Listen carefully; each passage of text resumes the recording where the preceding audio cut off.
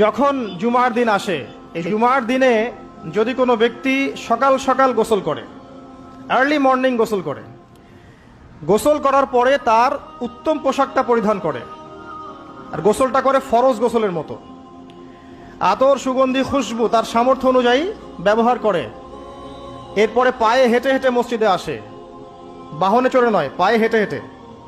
যদি আপনি অনেক দূরে থাকেন সেটা আলাদা কথা। এবং ইমামের কাছাকাছি বসে, মসজিদে আসার পরে যতটুকু সম্ভব হয় সুন্নত পড়ে নিল, নফল পড়ে নিল, এরপর ইমামের কাছাকাছি এসে বসলো। ইমামের খুতবা শ্রবণ করে মনোযোগের সাথে। খুতবা শ্রবণ করার সময় কাউকে কষ্ট দেয় না। কাউকে কষ্ট দেয় না মানে হচ্ছে যে কেউ কথা বললে তাকে এতটুকু বলে না যে তুমি চুপ করো, কোনো কষ্ট দেয় না। ইমামের খুতবা শ্রবণ করে, নামাজ পড়ে ইমামের সাথে।